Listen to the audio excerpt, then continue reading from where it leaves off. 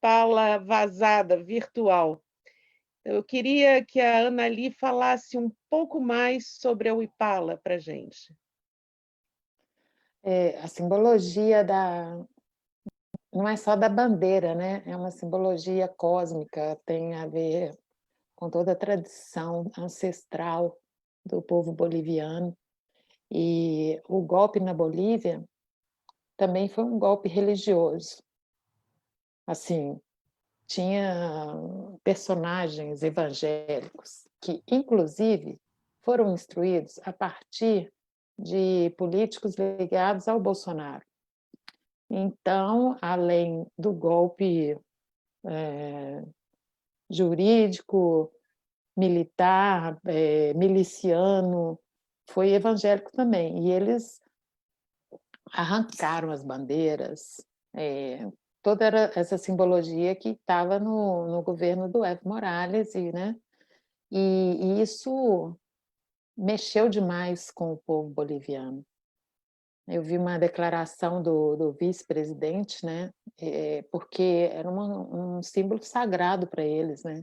Representa todo o cosmos, a terra, a Pachamama, né? Não é só uma bandeira, e as cores, cada cor tem uma simbologia específica.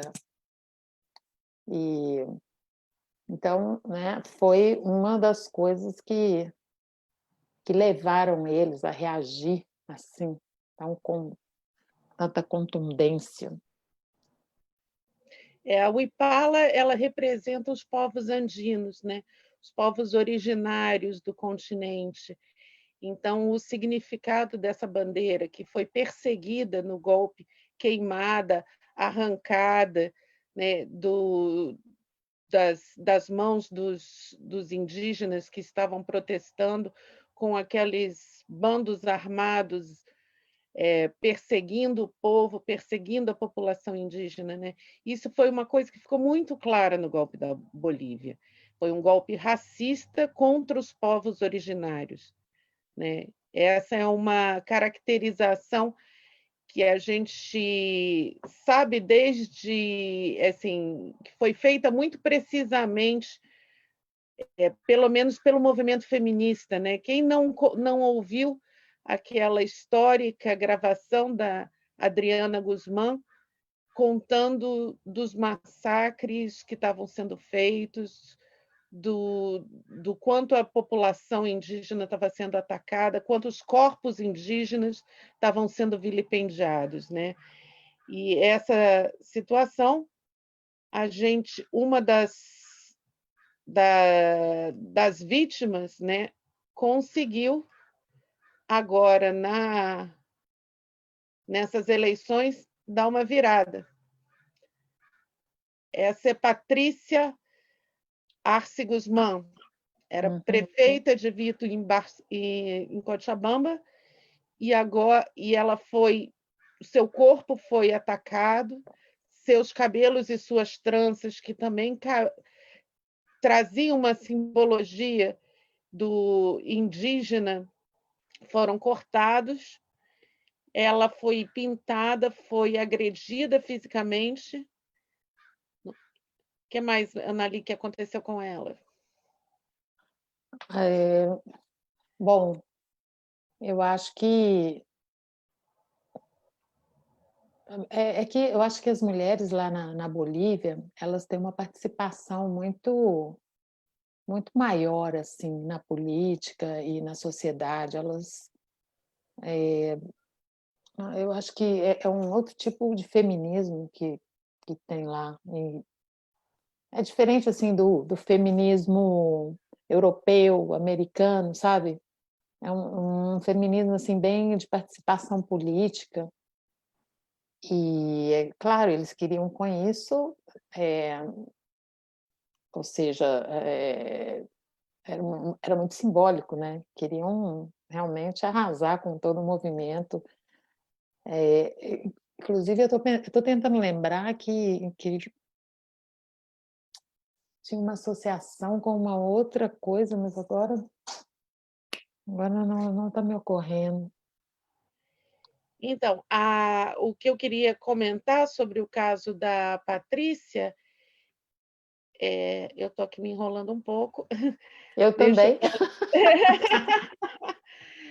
Foi muita coisa para a gente resolver hoje para arriscar fazer esse programa, mas o que eu queria destacar aqui no caso da Patrícia é que, apesar de toda a perseguição, toda a violência, a perseguição que ela sofreu, ela deu a volta por cima, né, junto com o povo boliviano, e se elegeu senadora, né, quer dizer, é possível, mostrando que é possível enfrentar essa perseguição, mas eu também não me felicito com isso, né? A gente sabe que é possível enfrentar a perseguição, mas isso não Não, justifica romantizar essa perseguição, né?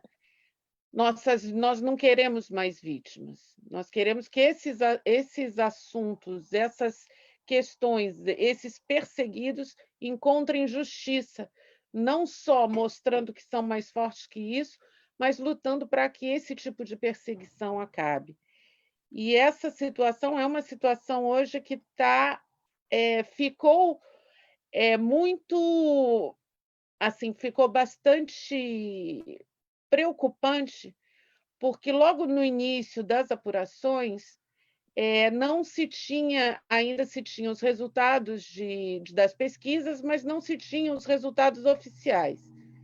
Então, esse daqui é o último resultado, as atas ainda não foram liberadas, o resultado ainda é extraoficial, apesar de estar sendo do Lúcio, está sendo reconhecido por quase todos os países, né? Faltou o Brasil reconhecer, mas agora já se pode dizer que a vitória não pode mais ser as chances são muito pequenas da vitória ser tirada do Lúcio, né? Existe 94,9% das urnas já contabilizadas no sistema oficial boliviano. Nos 2 últimos dias, apesar dos anúncios, tudo era visto com ainda muita preocupação, né? Se não haveria um contragolpe. Inclusive em Santa Cruz, que é a terra do Camacho, que é o Bolsonaro de lá, né? Ele não...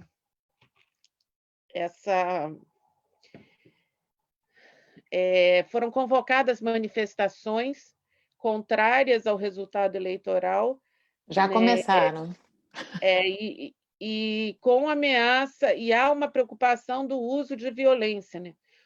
As eleições foram todas militarizadas, foi uma situação muito difícil. A quantidade de... O golpe lá na Bolívia foi muito violento, né? Assim, se compararmos com o golpe no Brasil. Tinha muitos milicianos, motoqueiros que chegavam atirando, colocando fogo nas casas, agredindo com qualquer arma. E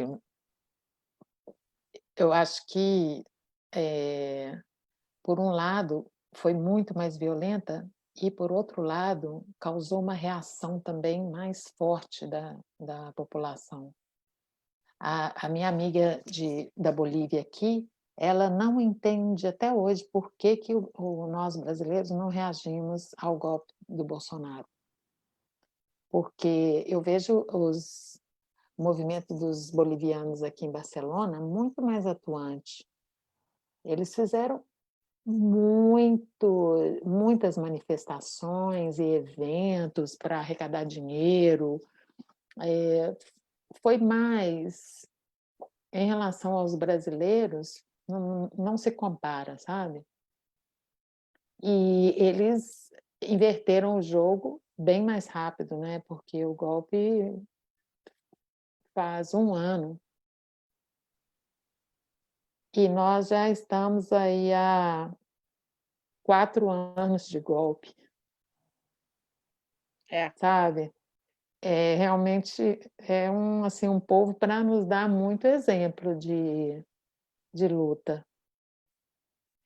Mas esse aspecto da caracterização de que, apesar do Evo ter renunciado, era um golpe de Estado, foi aderido pelo conjunto das forças de esquerda e de resistência na Bolívia.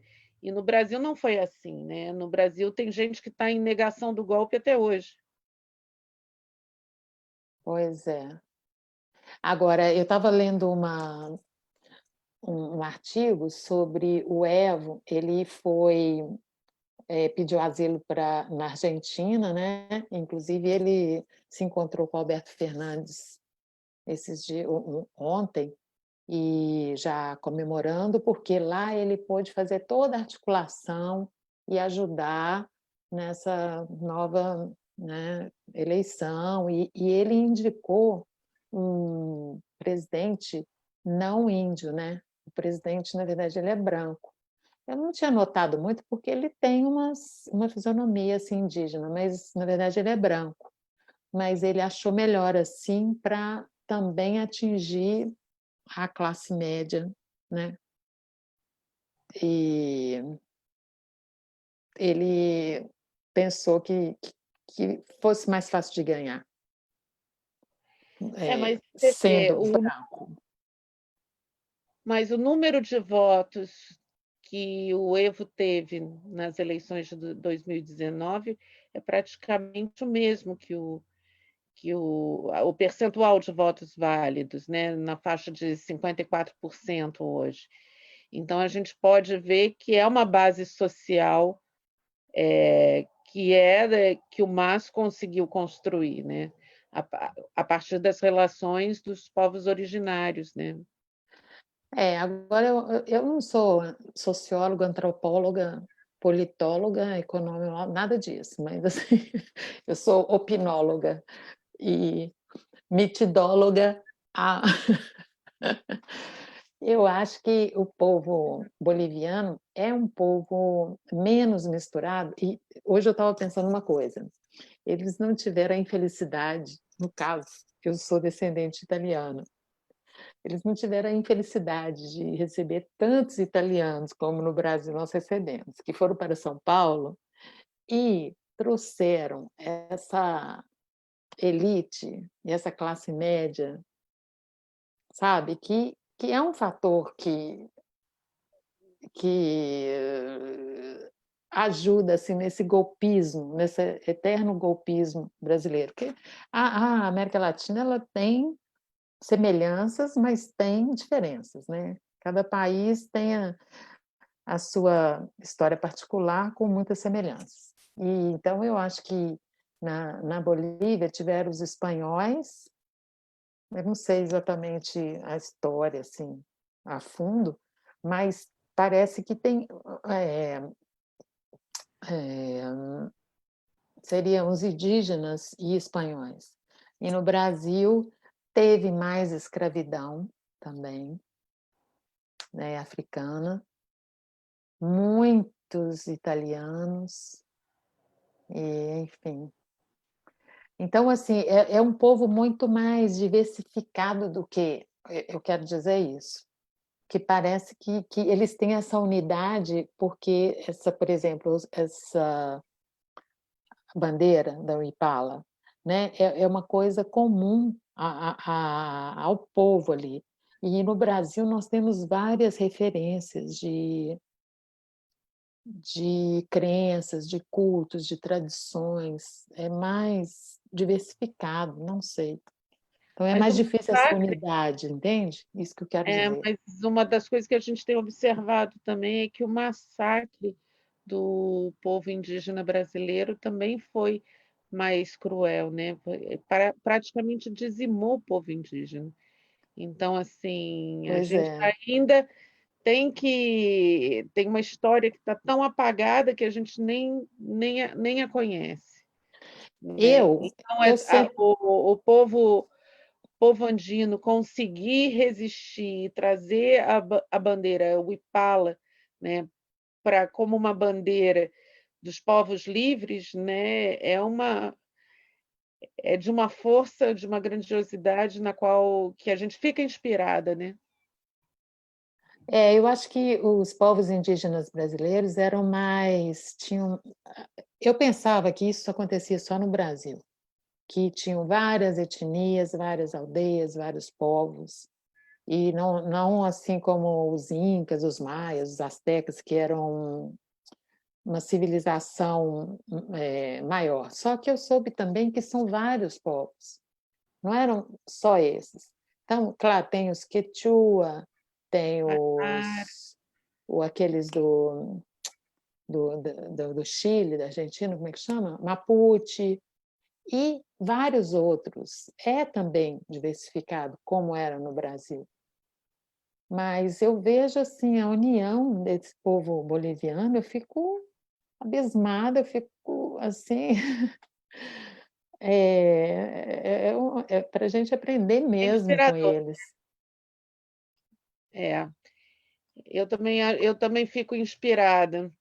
E fico muito feliz que a divisão, né, das forças contra o golpe na Bolívia não seja tão grande quanto no Brasil, porque a gente, em particular, que continuou lutando pela anulação do golpe, a gente ficou praticamente isolada. Muita gente, e esse era o pensamento dominante no pós-golpe, era virar a página, né? E eu fico pensando assim, né? Muita gente dizia naquele momento do golpe brasileiro que nas eleições a gente resolve isso. Em 2018 a gente resolve isso.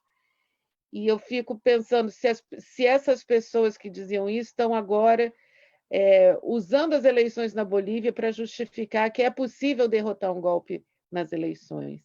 E eu acho que o viés é totalmente o contrário, né? Não é porque tem eleições que é possível ganhar qualquer eleição e tirar qualquer fascista. É porque tem mobilização popular que é possível ganhar E, eleições. Essa exatamente. E união, né? é, aqui no caso, se tivessem feito no primeiro turno aliança em torno do partido golpeado, como unindo todas as forças progressistas, provavelmente o Haddad não só tinha ido para o segundo turno, como tinha ganho no primeiro, como fez recuperando 54 milhões de votos da Dilma, né, que era uma base social que o PT não conseguiu, perdeu uma parte, não conseguiu já ganhar no primeiro turno. Isso é uma pena que o enfrentamento ao golpe não tenha tido esse espírito que teve na Bolívia da defesa do partido golpeado, né? Que é como aconteceu lá na canalização das forças populares no Voto no Mais. Mas eu queria aqui discutir um pouco semelhanças do golpe na Bolívia com o golpe no Brasil na perspectiva do Império Estadunidense. Semelhanças e diferenças. Porque a gente vê, por exemplo, o golpe da Bolívia, ele acontece exatamente no momento em que a economia boliviana estava muito bem, né? A Bolívia estava com índices de crescimento muito grandes. Então, o golpe foi uma temeridade, porque esse ano que se seguiu ao golpe, a instabilidade política e econômica da Bolívia foi estratosférica, né? E essa frase do Elon Musk respondendo a um rapaz no Twitter, dizendo que o rapaz acusava as empresas do Elon Musk de estarem interessadas no golpe na Bolívia, e o Elon Musk responde, né? Nós vamos dar um golpe em quem nós quisermos. Lidem com isso. Então, assim, esse golpe na Bolívia, ele revela uma nova situação, que é um novo cenário geopolítico, que é a luta pelo lítio. A Bolívia é um dos países com as maiores reservas de sal, né? Tem salares gigantescos na Bolívia, que são chamados desertos de sal. E antigamente não se via muita exploração econômica nesses desertos de sal, mas hoje em dia são esses o lítio pode ser encontrado e processado a partir dessas salinas. E o lítio, com a economia verde, né, as novas baterias fotossolares, o lítio é a matéria-prima essencial delas. Por exemplo, cada modelo de um dos carros da Tesla, uma das empresas do Elon Musk, possui 7.000 baterias, e dessas baterias, nesse carro, tem praticamente 7 quilos de lítio. Dentro de um carro só? Então, cada modelo da Tesla possui 7.000 baterias, e desse total, cada bateria acumula 7 quilos de lítio.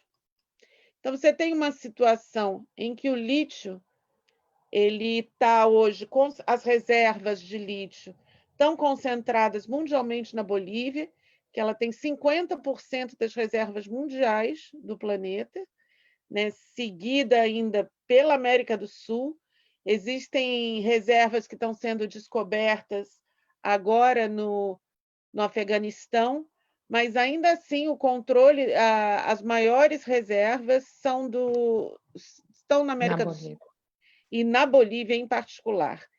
E isso significa que já existem na Bolsa de Valores grandes apostas de investimento na faixa de quase 1 trilhão até 2030, está sendo planejado para investir na economia, na cadeia produtiva do lítio, para a produção dessas baterias que estão sendo usadas nos carros elétricos.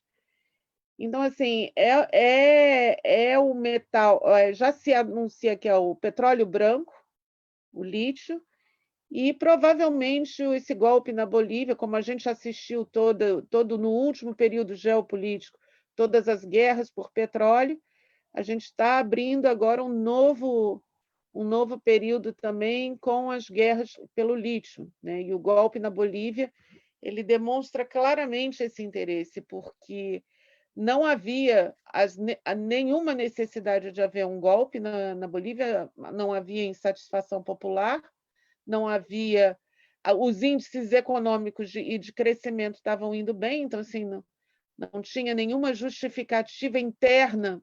Por exemplo, foi de fato um golpe externo, imbuído por esses setores muito violentos associados à igreja, associados que é o Camacho, né, que monta seus pequenos exércitos para ir atacar a população indígena. E esse papel do imperialismo no golpe da Bolívia ficou muito claro, né? E agora a gente vê, por exemplo, que antes mesmo do resultado oficial ter saído, o Pompeu, secretário de Estado do Trump, já deu uma declaração de que vai tentar trabalhar com o governo eleito democraticamente na Bolívia com assuntos de interesse mútuo. Então, qual é esse interesse mútuo do Pompeu com a Bolívia? Uma parte desses interesses é o que a gente acabou de falar, é o lítio. Outra parte desses interesses é uma situação que está acontecendo agora, né? Ontem foi aberta a Assembleia da OEA, e os Estados Unidos têm interesses específicos nessa Assembleia da OEA. Já foi anunciado que a Colômbia vai apresentar uma resolução dizendo que não existe as condições de eleições livres na Venezuela, eleições legislativas que estão sendo convocadas para a Venezuela. A OEA, já de antemão, antes das próprias eleições se realizarem, já pode deslegitimá-la. E essa é uma situação bastante difícil, uma vez que o Império estadunidense pressiona os países um a um para eles se dividirem e não resistirem juntos às suas ingerências externas, né? Com Venezuela. que mais você tem a trazer sobre Venezuela para a gente, Anali? Bom, o que eu descobri hoje é que não só o Guaidó é um traidor e opositor ao Nicolás Maduro, mas também o presidente da Assembleia Nacional, que seria o legislativo, ele fez um trabalho de traição à Venezuela em em vários países do mundo. Viajou, teve agenda assim com todo mundo, desde Rodrigo Maia aqui no Brasil, Espanha e vários lugares. Então, é ele que está armando essa coisa aí com a OEA também. Ele é a pessoa da Venezuela que está colaborando com isso contra o Maduro. E parece que o Poder Judiciário está com o Maduro, né? E também as Forças Armadas. Mas a Assembleia Legislativa está completamente dominada porque eles conseguiram maioria também porque elegeram 3 pessoas ilegalmente para conseguir essa maioria lá na Assembleia Legislativa.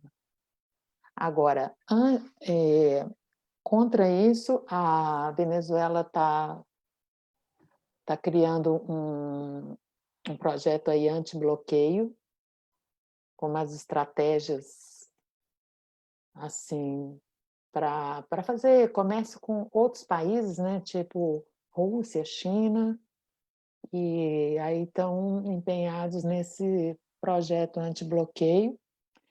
E por falar em bloqueio, eu moro aqui em Barcelona, né? E eu conheço o vice-cônsul, e hoje ele me disse que o consulado aqui da Venezuela, aqui em Barcelona, foi bloqueado pelo Deutsche Bank, né, da Alemanha, e bloqueou todas as contas bancárias do consulado da Venezuela aqui em Barcelona. E aí eles fizeram esse comunicado, né? Jogaram no Twitter, a gente viu esse comunicado, trouxemos aqui. Quando voltamos lá para ver se ainda estava, parece que tiraram do ar, não sei. Mas agora é tarde, né? Já é morta, porque eu já passei para muita gente e a gente tem printado. E também tem. Qual era a outra coisa que ele comunicou para mim? Deixa eu consultar aqui rapidinho. Eles Que estão são as preocupados com essa coisas. situação da OEA também, né, Ana? Oi? Eles estão preocupados com essa situação da OEA, Claro, porque agora é muito importante que o partido de Maduro consiga maioria nas eleições legislativas. E tem esse Júlio Borges, né, que é o presidente que está fazendo todo o trabalho contrário. Então, assim. Mas eu acho que a Venezuela ela vai ter cada vez mais apoio da China e da Rússia, e é com isso que ela vai contar assim para sair dessa crise. Mas não dá para deixar de citar quem estava na hora certa, no lugar certo, nas duas situações, tanto na Venezuela como na Bolívia. Presidenta do Partido dos Trabalhadores, Gleisi Hoffmann. Quem defende você é o PT. E quem a gente tem que defender, como é que é? Quem você tem que defender é o PT. E quem defende o PT é você. É você. E a Gleisi é uma delas. Gleisi tem defendido o PT bravamente, esteve na posse do Maduro, enfrentou inclusive críticas internas dentro do partido, enfrentou bravamente, dando solidariedade aos povos da América, e estava agora nas eleições da Bolívia. E ela conta, né, que ela ficou muito entusiasmada com esse espírito aguerrido do povo boliviano, né, animado de retomar em suas mãos seu próprio destino, né, apesar de todas as dúvidas que pairam sobre a violência dos golpistas e sobre os próximos passos do Império estadunidense contra os povos da América, a resistência do povo boliviano tem sido para nós mais um motivo de lutar contra o golpe no Brasil e em todos os golpes na América Latina, né? É Lei maravilhosa. a participação do Evo, tanto para lançar o candidato e para apoiar, mas também para organizar esses observadores internacionais, como a Gleice e pessoas de esquerda, foi muito importante. A partir da Argentina, ele trabalhando assim o tempo todo e também assim conseguiu organizar, né? Porque a oposição mandou várias pessoas para como fala, os olheiros, como que se diz isso? Para ver se estava correndo tudo bem nas eleições, né? Sim, Pois observadores. os observadores, pois do lado da esquerda também foram muitos e organizados assim pelo Evo, que não está lá, mas continua trabalhando incansavelmente. Então, o Evo, em particular, também esse é um dos elementos que tá, né, que chama a atenção na situação, porque ele ainda não recuperou seus direitos, né? Ele continua sendo processado, continua sendo perseguido, continua sofrendo processos jurídicos que não têm razão de ser, assim como o Lula, assim como o Rafael Correia no Equador, todos são vítimas de lawfare que tenta impedi-los de ocupar o lugar que o povo dá para essas lideranças, né? O lugar que o povo colocou o Evo, o lugar que o povo colocou o Lula e o lugar que o povo deu a Rafael Correia.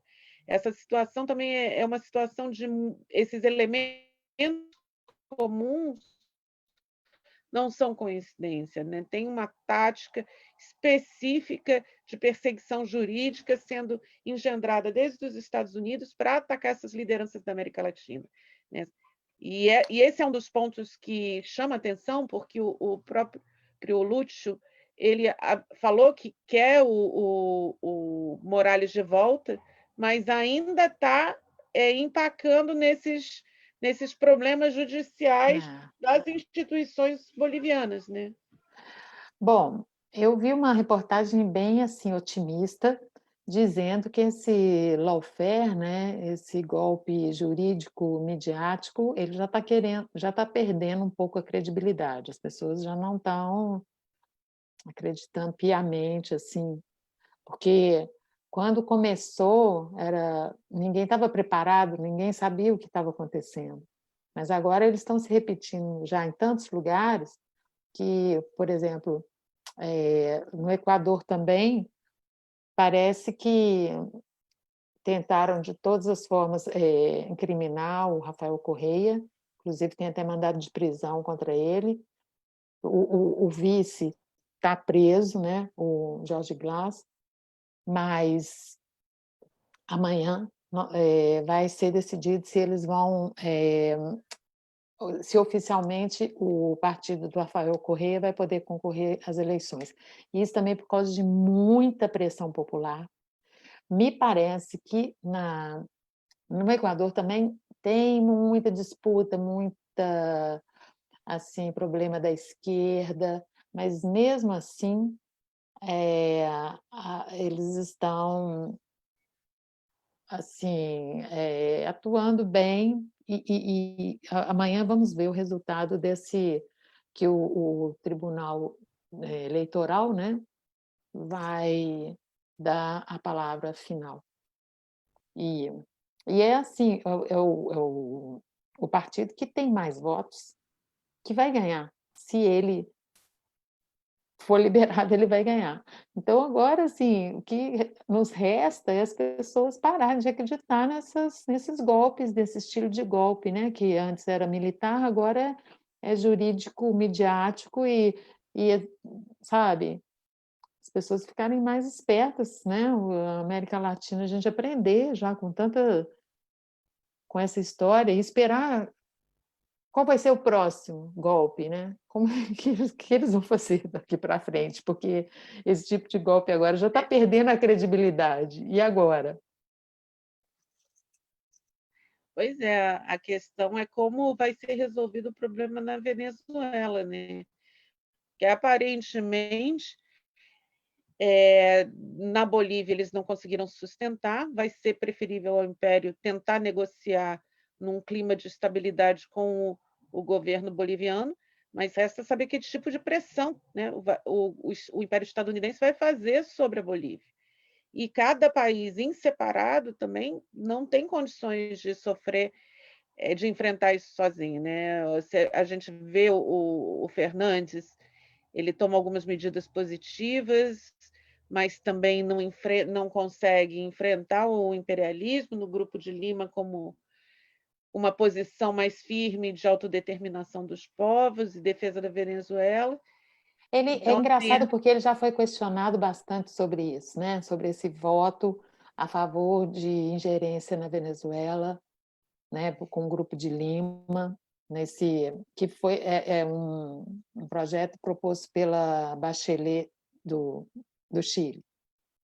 E aí ele votou junto com esse Grupo de Lima, que não tem nada a ver com nada, e foi questionado, várias pessoas escreveram uma carta abaixo-assinado, aquele Esquivel, né? Muita gente se mobilizou contra essa posição da Argentina, mas eles mantêm essa posição porque pensando no projeto de direitos humanos, sabe? É um pouco estranho isso, porque tudo bem você pensar nos direitos humanos, mas assim, na verdade, não é uma questão o problema da Venezuela, é questão de direitos humanos, é por causa das sanções americanas, não é por causa do Maduro. Então, ele inclusive convenceu o Evo Morales desse voto dele. Até o Evo Morales está convencido. Então, aí tem coisa, né? não, a gente fica preocupada porque a gente está vendo que o cerco está fechando sobre a Venezuela, né? Hoje mesmo encalhou um petroleiro da PDVSA Ah, no Mar é? Caribe e já dá para perceber que vai ter toda uma propaganda dizendo que a Venezuela causa desastres ambientais no mundo. Então, a gente está vendo o cerco fechando sobre a Venezuela e a necessidade de fazer um contraponto a isso. Porque se a gente for olhar o problema de eleições livres, né, como diz a OEA, como a Colômbia vai questionar a OEA sobre a legitimidade, a liberdade e a justiça das eleições na Venezuela, eu me pergunto onde está a liberdade e a justiça nas eleições dos Estados Unidos, que tem 200 mil mortos pelo Covid. Que liberdade é essa? Que justiça é essa? Ou no Brasil, que acompanha, que é o segundo país com maior número de mortos infectados, logo em seguida dos Estados Unidos. Então, assim, onde estão a liberdade nas eleições que estão acontecendo sob a égide da pandemia de coronavírus? Então, o mundo está passando por restrições de liberdade. Então, o uso da palavra liberdade em relação à Venezuela não me parece adequado, nem um pouquinho, porque tem que questionar qual é a liberdade, por exemplo, que o povo estadunidense tem de escolher um presidente, quando está na cara que o presidente que tinha realmente apoio popular, que era o Sanders, ficou de fora da corrida. Então, são coisas que são muito mais complexas, né, do que dizer que tem perseguidos políticos na Venezuela. Na Eu quero Venezuela. saber aonde não tem perseguidos políticos, porque é isso que os parasitas fazem, né? Eles perseguem o povo Eles tiram os direitos do povo, destroem as conquistas históricas populares que podem assegurar um mínimo, né? E é em cima disso que eu tenho certeza que o Lúcio Arce se elegeu na Bolívia, né? A primeira medida dele é o bônus contra a fome. O bônus contra a fome que é absolutamente necessário, porque as pessoas estão passando fome, mas há muito a fazer ainda para retomar a soberania popular no continente. Bom, essa vitória aí da Bolívia dá um passo à Um frente, gás, né? de por exemplo, o Alberto ele estava completamente isolado ali na Argentina, né? Então agora já é mais uma força. E como disse o Roger Waters, a questão da Venezuela é assim: os Estados Unidos quer comprar uma casa. Aí a pessoa diz: eu não quero vender essa casa. Aí ele começa a não deixar ninguém entrar nem sair da casa, começa a não deixar entrar alimento, não deixar entrar nenhum produto, e as pessoas não podem sair para comprarem e tal. E aí, claro, quem está dentro da casa começa a reclamar do dono da casa, achando que a culpa é dele, mas na verdade é porque ele não quer vender a casa, e os Estados Unidos, assim, né, pressionando, e assim, as pessoas têm que se dar conta disso, por causa é uma propaganda no mundo inteiro. E olha, acontece uma coisa: os europeus de esquerda, eles não têm a noção do que é ser um sul-americano. Eles não conseguem entender isso, sabe? Porque as lutas daqui são lutas de esquerda, de direitos dos trabalhadores. Não é luta contra o imperialismo. Por exemplo, toda a Europa ela está sob o jugo dos Estados Unidos também. Ela não é independente, ela não é soberana. Mas isso não chega a afetar o dia a dia das pessoas, não tem assim miséria extrema, não tem essa perseguição assim. Mesmo que aqui na Espanha já teve a ditadura do Franco e tal, isso eles conseguem entender. Mas a questão do imperialismo, de você ser vítima, você não ter que só lutar pelos seus direitos como cidadão e com o seu governo, você tem que lutar contra o império. Então, é uma falta de consciência, de empatia aqui da Europa, mesmo das pessoas mais politizadas, mais sensíveis. Elas não conseguem, sabe? É só você começar a falar sobre isso que, lá vem a teoria da conspiração, sabe? É uma falta de visão e de empatia que, assim, como é Mas um é o problema. lugar do próprio imperialismo europeu, né? Pois é. Porque para reconhecer que existe um imperialismo estadunidense, eles vão ter que reconhecer também que existe o imperialismo francês, o imperialismo inglês, o imperialismo espanhol, e esse Aí tipo eles de falam assim: balanço mas é mais complicado, né? tal país é ditadura, tal país não tem democracia. Aí eu falo assim: a democracia da Europa ela só serve para a Europa.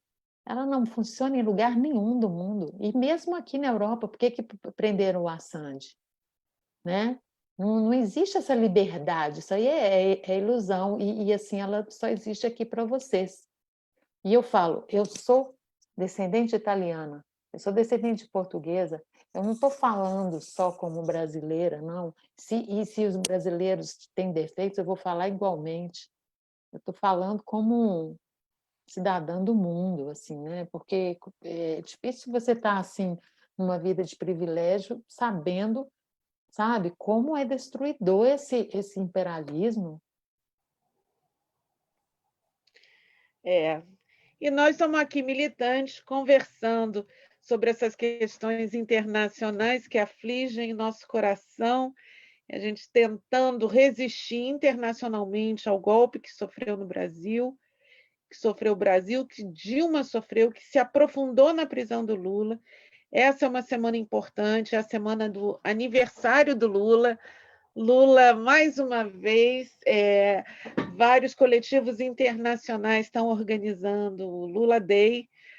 Amanhã, quinta-feira, no Gabinete da Verdade, a Tânia, da Associação Brasileira de Juristas pela Democracia, vai estar conversando com a Malu Aires sobre justamente o quanto a Lava Jato está insustentável, quanto a farsa está caindo e as pessoas estão acordando que isso é uma ação de lawfare e que os direitos políticos de Lula têm que ser restituídos imediatamente e todos os efeitos, né, da Lava Jato sobre a economia brasileira também têm que ser revistos, revogados, anulados, para poder a Petrobras, de novo, voltar a induzir o crescimento e o emprego no Brasil.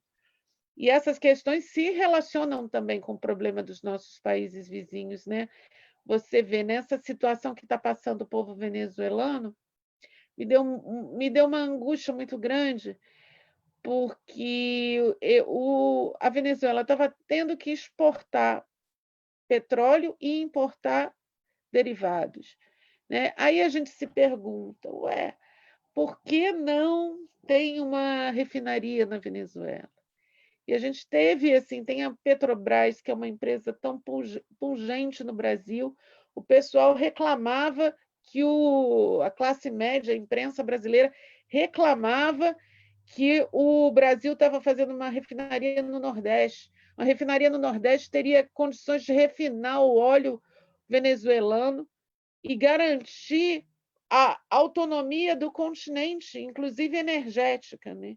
Então, assim, essas medidas de solidariedade para enfrentar, ter infraestrutura local no Brasil e nos demais países da América do Sul, para não ficar nas mãos dos capitalistas privados, isso é uma discussão que, assim que a gente começar a derrotar todos esses golpes, a gente vai ter que fazer de forma mais aprofundada, na minha opinião. Mas eu queria hoje aqui, assim, a gente estreou, estamos cansadas, porque hoje foi um dia complicado. Anali já é quase 2 da manhã, já está pelas tabelas. Mas a gente não podia deixar de comemorar a vitória na Bolívia. Né? Sim, vai ser efeito dominó. A gente vai derrubar todos esses golpistas. Eu tenho certeza, Anali, a maioria do povo não é beneficiada pelo golpe. Então não adianta. É só juntar a maioria. O difícil é essa turma que fica no meio do caminho e não deixa juntar a maioria, né? E aí a maioria não se vê como maioria. E eu acho que esse é o grande desafio. Espero que esse piloto do programa possa aquecer um pouquinho a nossa vontade de tornar essa maioria que é contra os golpes, que é contra a quebra dos direitos, que é contra a perseguição política, tornar essa maioria realmente uma maioria política, com poder político para mudar as coisas, né? Esse na minha opinião, um grande desafio que a gente tem que fazer no mundo todo. Então, estamos aqui já chegando no horário para terminar o programa. Você tem mais alguma coisa para acrescentar e já deixar de gostinho para o próximo? Bom, eu estou curiosa para saber o que vai acontecer amanhã no Equador, né? Torcendo para ser aprovada a chapa do Rafael Correia. E também, essa semana, pode haver a aprovação do referendo da nova Constituição, da reforma da Constituição no Chile, que é outra coisa também que vai ser um passo bem importante. Então, vamos torcer para esse efeito dominó.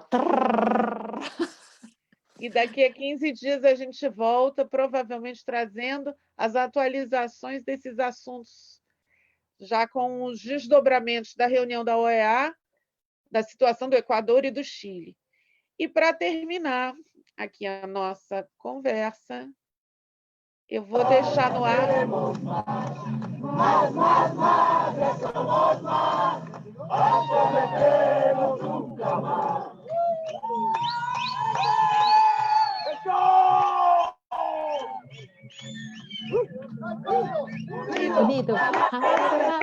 unido, el pueblo unido jamás será vencido. O povo unido nunca mais será vencido e não nos submeteremos nunca mais. Acho que essa é o recado do povo boliviano. Não nos submeteremos. Boa noite, Anali. Boa noite, obrigada pelo convite. Até daqui a 15 dias. Um beijo para todos e boa quarta.